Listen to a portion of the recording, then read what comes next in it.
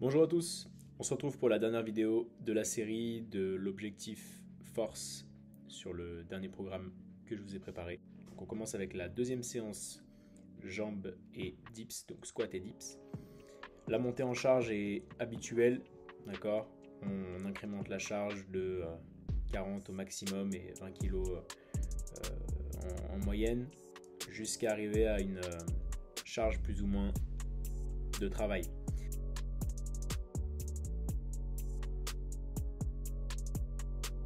Donc là, on passe par différentes phases, 100 kg, 120, 140, 160 et là 170 du coup. L'incrémentation diminue et je travaille sur un petit top set de 3 répétitions. Donc, comme d'habitude, sur le plan de travail, l'objectif est de garder une exécution qui est la plus proche d'une très bonne exécution. Donc j'ai voulu faire un top set avec une répétition à 181. J'ai pas souhaité en faire plusieurs parce que, comme on peut le voir, l'exécution n'était pas non plus parfaite. Donc j'ai préféré arrêter jusqu'ici. Tout de suite après, le travail, donc là la semaine de déload, c'était 6 répétitions, 4 répétitions et 2 répétitions sur une charge qui restait similaire. L'objectif c'est d'avoir quand même une première sollicitation assez intense, une seconde un petit peu moins intense et une troisième où on réduit la charge si besoin pour aller chercher un peu plus de facilité.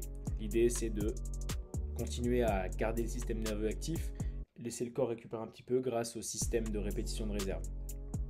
Suite à quoi, le back offset habituel. Donc là je l'ai fait à 100 kg pour un maximum de répétitions. Ensuite on passe au travail de dips.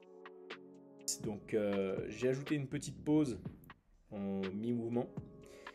Même chose que sur le squat, on monte en charge avec toujours le même principe d'exécution. Derrière, on fait un maximum avec 3 répétitions pour objectif. Donc là, j'ai fait 3 répétitions à 80 kg avec une petite pause. Et j'ai préféré commencer tout de suite le travail de déload derrière. Donc 6 répétitions, 4 répétitions et 2 répétitions. Ça change pas. J'aime bien ce format-là. Ça permet de conserver une première charge assez lourde et en même temps de se dire que derrière, voilà, on a de moins en moins de volume à faire. Donc ça permet de faciliter un petit peu l'approche de l'entraînement.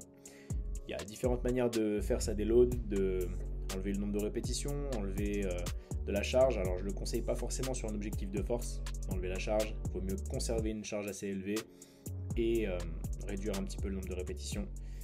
Mais après, chacun apprécie ce qu'il apprécie. Derrière, un petit travail d'effort maximal avec 30 kg ce jour-ci. Et voilà, des fois il ne faut pas chercher à les pousser un petit peu plus loin, des fois les charges légères ça permet aussi de retravailler certaines phases du mouvement notamment.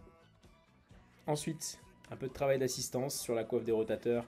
Donc là c'est sur un plan latéral, en rotation latérale, on garde le coude bien au corps, on essaie d'aller chercher une rotation bien efficace avec les sous-épineux. En couple avec un petit peu de leg extension pour continuer de mettre un petit peu plus de volume de travail sur les quadriceps. Je vous conseille de choisir en priorité les groupes musculaires qui vous font défaut. Donc après, analyser sur vos mouvements. Je sais que j'avais envie de faire un peu plus de travail sur mes quadriceps. Donc voilà pourquoi j'en ai fait. C'est tout pour aujourd'hui. Je vous invite à liker cette vidéo, vous abonner et me mettre un petit commentaire si jamais vous avez des questions ou des remarques. C'est avec plaisir.